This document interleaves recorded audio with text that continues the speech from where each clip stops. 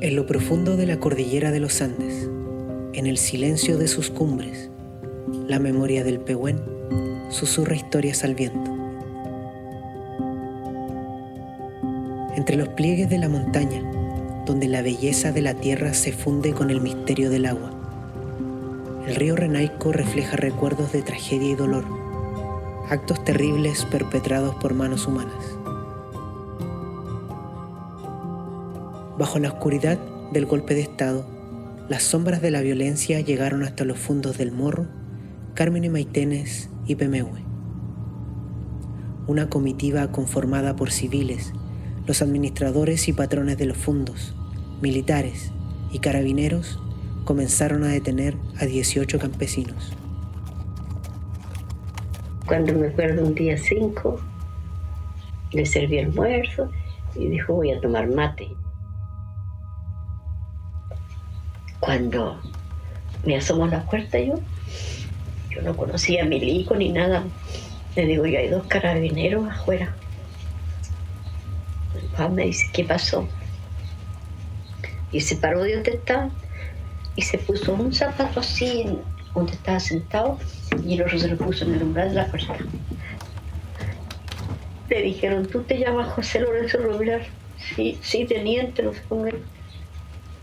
Anda arriba, le dijo que tus hermanos te están esperando. Fue la última vez que lo veo.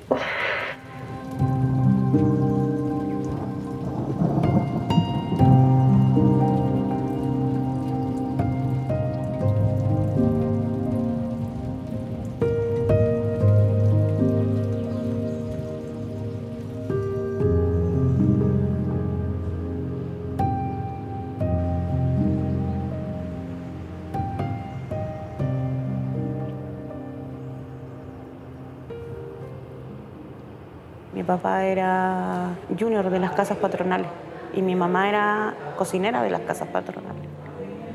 Y nos daban una casa ahí mismo en la hacienda. Vivíamos a pocos metros de las casas patronales. Y nos daban un pedazo de terreno para sembrar y todo eso. Hacíamos huerta, mi mamá vendía huevos, lavaba ajeno también. Le mandaban mucha ropa a lavar, lo íbamos a buscar en unos canastos. En el caso de, mío y de mi familia, eran la misma familia la que traía al mundo a sus nietos, a sus sobrinos. En el caso mío en particular, de mis 3 hermanos, nacimos en el campo. O sea, mi abuelita y mis tías mayores fueron las que nos trajeron a este mundo. Mi mamá tenía panales de abejas que había dejado mi papá y ella cosechaba la miel, vendía la miel, huevos, gallinas. Mucho de jugar no me acuerdo, porque siempre estábamos como trabajando. Siempre era como ir a darle comida a los chanchos, ir a darle comida a los pollos. Nos levantábamos muy temprano, yo y a mi mamá. Siempre teníamos obligaciones. Me acuerdo que mi papá hacía como un estero que llegaba a su casa y tenía como una laguna, y ahí recolectaba peces del río o de algún otro lado y los metía ahí. Entonces como que él criaba peces en esa mini laguna que hacía para criar los peces, porque no creo que se lo haya comido, pero él los criaba ahí. Yo quedé al último con mi mamá, éramos más, pero los demás ya hicieron su vida, se salieron y yo quedé con ella como era la menor. Yo quedé con ella, entonces ahí después ya de 13 años yo ya tenía que trabajar. Lo que sí recuerdo es que era muy cariñoso. Yo, como era la hija mayor y, exacto, entre comillas, la sobreviviente, entonces en ese sentido muy cariñoso mi papá conmigo, con mi hermana, que éramos las más grandes. Esos son los vagos recuerdos que tengo de él. Nosotros éramos lavanderas, lavábamos, pero en ese tiempo no habían lavadoras. No tenía usted una plancha eléctrica para planchar. Se hacía un fogón grande nomás y se ponía una lata encima y se ponían las planchas, unas de fierro que se llamaban. Entonces había que tomarlas con un paño y íbamos planchando porque había que entregar planchado. Y así podíamos ganarlo la vida. Me parece mucho que mi papá se fue a una parte que llamaban Cerro Negro, que es por ese lado. Y ahí nosotros ya los criamos por esa parte, Cerro Negro. y éramos 12 nosotros. 12 y mi papá trabajaba hacían unos trozos, unas maderas que la llamaban trozos, con pura hacha, y cuando mucho con una corvina. Las traía a los bancos aserreador en carretas, con unos carretones, con unos bueyes. Y la vida de nosotros era comer pan, tomar café, así, cualquier cosa, y jugar nomás.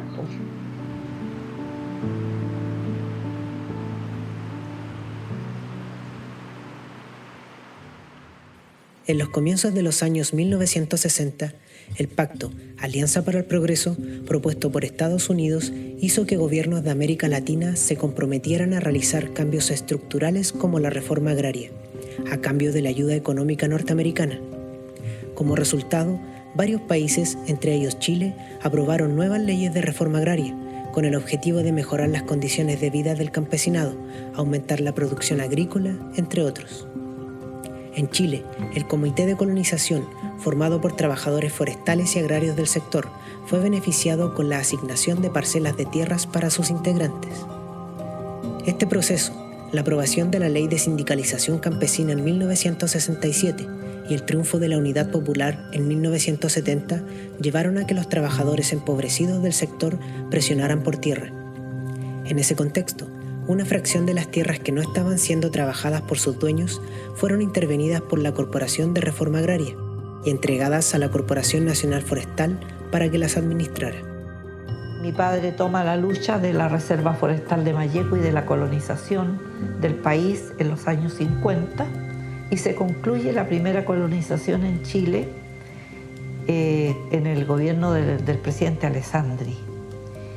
Y el presidente Alessandri firma un decreto donde se entregaron 32.000 hectáreas y parcelas a título gratuito, que se desafectaron de los predios que eran reservas forestales en Chile.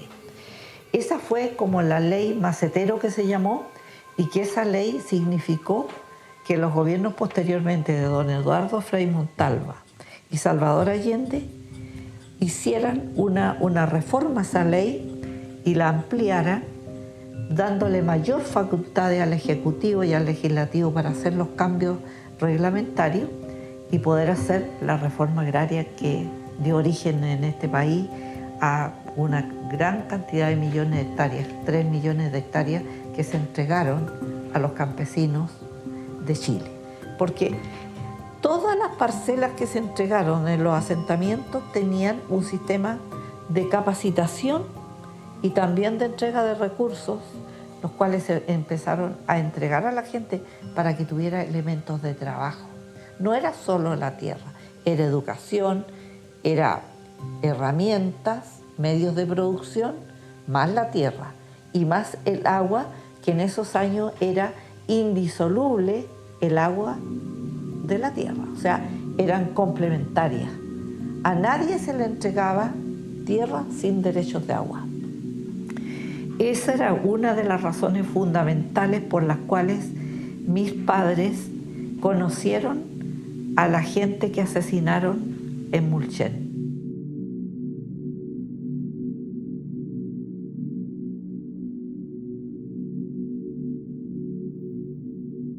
Estoy aquí representando a 19 organizaciones campesinas de carácter nacional que han querido estar presentes porque muchos de las víctimas y de los muertos son de las organizaciones campesinas. Nuestros fusilados y asesinados y desaparecidos llegan a un número de 400 personas a través del país. Y somos el gremio que tenemos más víctimas. Viajamos por todas, fui a Mulchen, en Mulchen me reuní con sindicatos campesinos, en el liceo de Mulchen en ese entonces. Antes de irme a Santiago, estando en el partido, nosotros trabajábamos igual con sindicatos campesinos, pues, o sea, hay indígenas, pues, mucho en San Juan de la Costa, mucho en San Pablo, mucho en todas las comunas rurales de Osorno. Y en Santiago, como digo, todas las comunas de Santiago rurales, pues Hospital, Batuco, Colina, Tiltil, todas esas las recorríamos nosotros trabajando con haciendo, formando con sindicatos campesinos y especialmente representatividad de la mujer, para que la mujer, ¿no es cierto?, se empoderara, qué sé yo. Nosotros trabajamos en donde vive el CAST, donde tiene su familia. Paine. En Paine, estuvimos ahí con la misma gente que fue asesinada después. Estuvimos en ese proceso. Estando ahí, nos pilló el golpe de Estado. Nosotros somos detenidos con mi padre y bueno, en principio mi padre pasa a ser un desaparecido. Yo ya era revolucionaria, porque yo había formado la primera unidad popular juvenil en esta comuna. Era presidenta del liceo. Detienen a mi padre y después me detienen a mí en el mismo liceo acá, que era el liceo de San Francisco. Nos tuvieron algunos días ahí en donde está la comisaría antigua de Coyipulli. En eso nos trasladaron en vehículos militares y nos llevaron hasta allá. Y resulta que me dejan a mí varios días ahí en un gimnasio con las piernas así, atravesadas y apuntados con metralletas por todo el perímetro de lo que era el gimnasio. Nosotros vivíamos en una casa, como te decía yo, que nos tenían, que quedaba en el barrio cívico, en Nataniel, en Santiago, en la calle Nataniel. Ahí estábamos todos los que trabajábamos en la Confederación y también en el partido. Y nos habíamos reunido anteriormente, la noche anterior, para decir que esto se viene, hay que cuidarse, designar casas de seguridad, designar todas estas cosas. Yo a las 7 de la mañana en un momento sentí ruido fuerte. Me asomé a la ventana y vi tanques, pasando. Esos eran los golpes que sentía. Y le digo, Luis, ¿sabes que están... el golpe, están pasando tanques acá? Y me voy para la otra calle y miro cuadrillas de militares pasando, corriendo. Todos armados como guerra. No, hay que salir, no se puede quedar aquí uno, tenemos que salir, así que nos tomamos de la mano con Luis.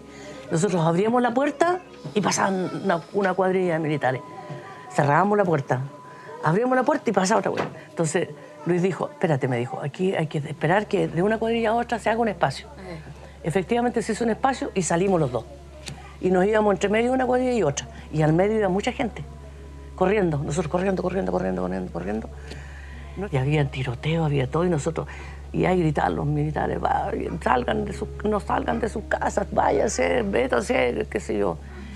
Y yo estuve en una casa de seguridad, estuve en un lugar, en La Legua, ahí me tocó a mí. Pasaron muchas cosas ahí, muchas cosas, buenas y malas. Y el día 6 deciden liberarme. Me toman un jeep militar y me trae al cruce de Traillén. Pero me suben a empujones con toda la violencia que ellos usaban. En ese momento los tipos empiezan ya a hacerme bajar del jeep y de repente yo siento que el jeep vuelve. Y al volver, yo digo, van a volver por mí de nuevo. Entonces me meto en una zanja, en una cuneta con agua. Ahí esperé un buen rato, de repente aparece un bus me conocían, yo era muy conocida. Y me dicen, señorita Molina, ¿qué hace aquí? Me dice el chofer. Entonces me dice, súbase. Y cuando venía en el bus, escucho a una señora decir, ¿supiste lo que pasó? ¿Qué pasó? Yo no me atreví a preguntar nada. Y empiezan a conversar de que habían subido militares, civiles y carabineros a la Reserva Forestal de Valleco y habían muchos muertos. Ese momento sentí como que el corazón se me destruía, porque yo conocía a cada familia.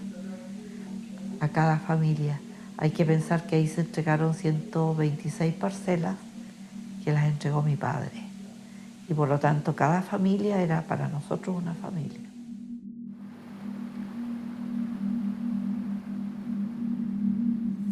En el Fundo El Morro de la comuna de Mulchen, el 5 de octubre de 1973, una violenta comitiva llegó a este sector rural con lista en mano. Detuvieron a 5 campesinos. Estos fueron trasladados a pie a orillas del río Renaico, donde en fila y vendados fueron fusilados, quedando sus cuerpos sin vida en la ribera del río. A caballo, carabineros, militares, administradores y patrones continuaron su crimen dirigiéndose hacia el fundo Carmen y Maitenes. El día 6 de octubre siguieron las detenciones y las torturas. Aquí, 7 campesinos fueron obligados a cavar una fosa y tenderse dentro de ella, para que finalmente les dispararan, quitándoles la vida y ocultándoles bajo tierra.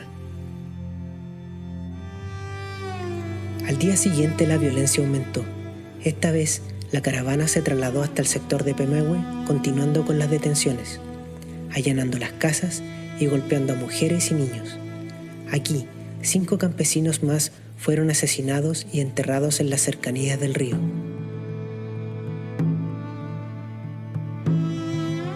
Un último campesino, que permanecía atado a un coloso y que había sido detenido días atrás, habría sido el último asesinado.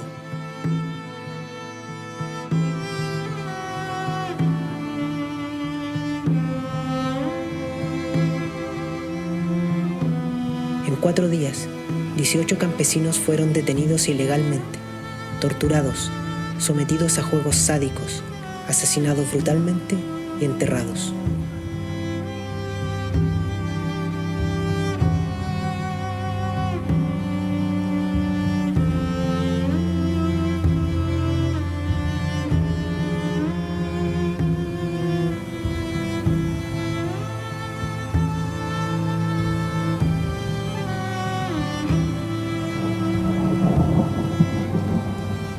La montaña, exuberante e inamovible, parecía que exclamaba el dolor de quienes la habitaban.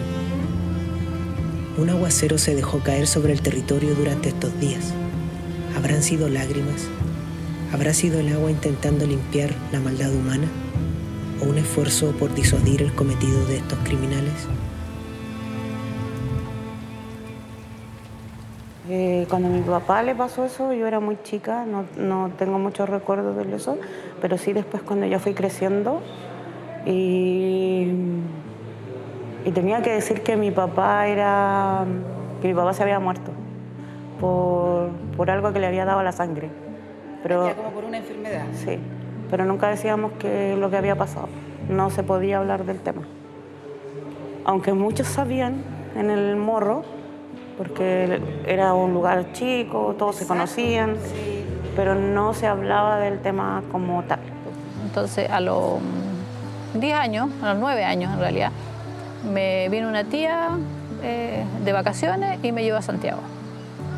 Me inscribió en la escuela de Santiago y ahí perdí el contacto con mis hermanos.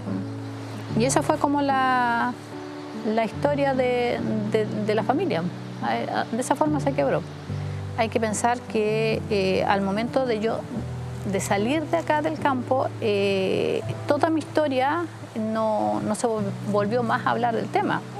Como que se cerró una puerta de que hayan matado a mi papá, de que yo tenía hermanos, que tenía una mamá. De eso no se habló más. Pues si hubiera tenido una casa, siquiera una casa propia donde vivir, a lo mejor habría trabajado y no los habría separado. Pero ni eso tenía. Tengo un cargo de conciencia, haber separado a mis hijos y haberse criado uno por aquí, otro para allá.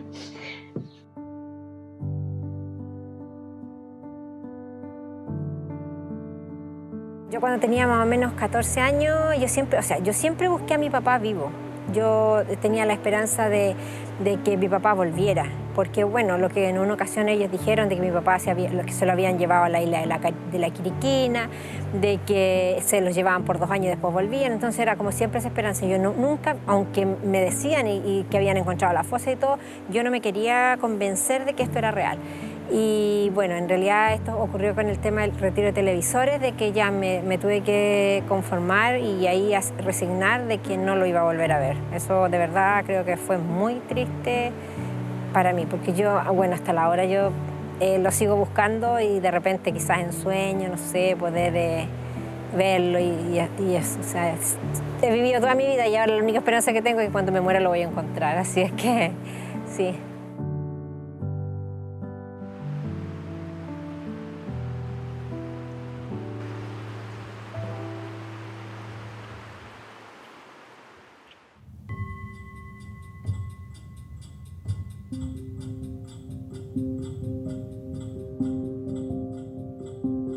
La cultura campesina en Chile ha sido clave, ¿no? O sea, sí, es extraño porque hoy día no nos damos cuenta, ni siquiera la gente progresista, que el componente campesino fue no solamente un componente clave de nuestro crecimiento como república, como país, de la identidad, sino también del golpe de Estado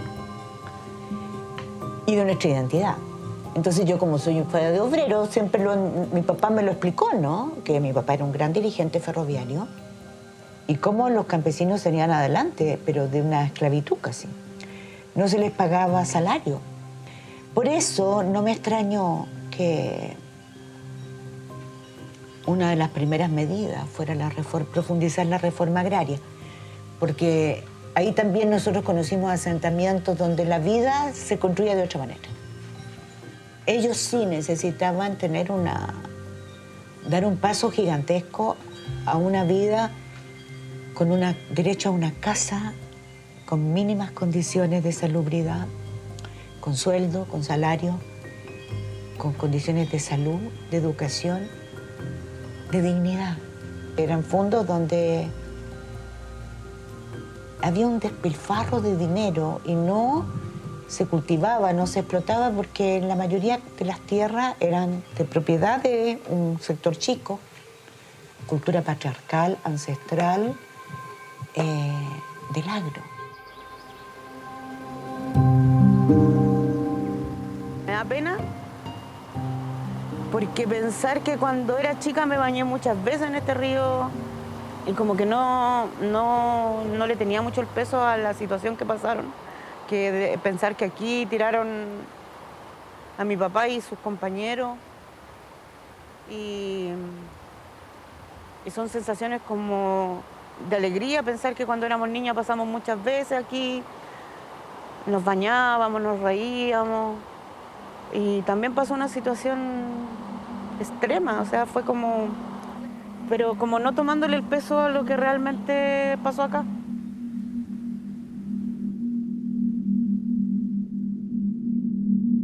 Yo creo que este es un asunto que si se trata con verdad, con rigor, pero con delicadeza.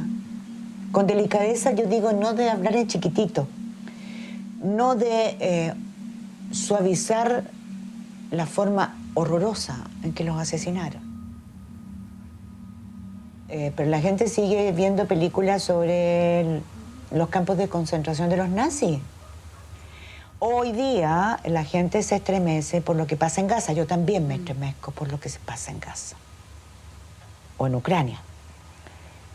Pero no dejo de estremecerme por el silencio que, entre paréntesis, destrozaron las familias campesinas en muchos de nuestras ciudades, pueblos.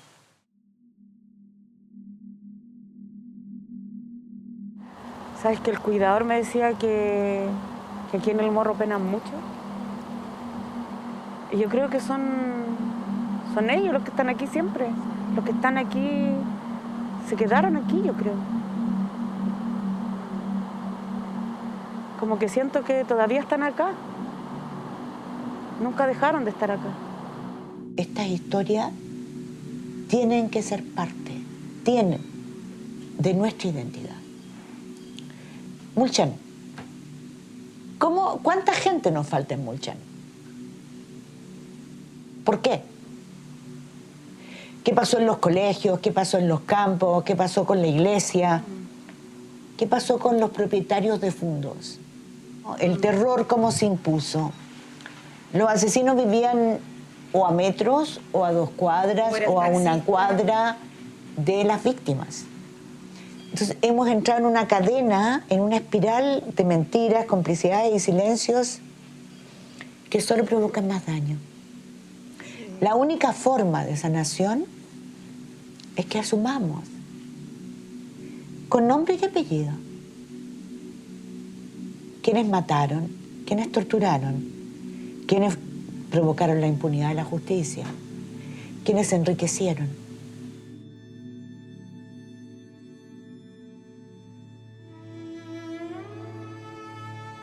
Años de espera buscando la verdad y la justicia Por fin, el año pasado en la Corte Suprema se pudo ver la causa de mi padre y ya se hicieron efectivas las condenas a los perpetradores, pero lamentablemente esto ocurrió solamente para Carabineros porque los civiles pasaron impunes por la razón de que no hubieran testigos que acreditaran la participación de ellos. Entonces, por mucho que se hicieron las denuncias y se trató de buscar cómo vincularlo, no fue posible la vinculación de los civiles.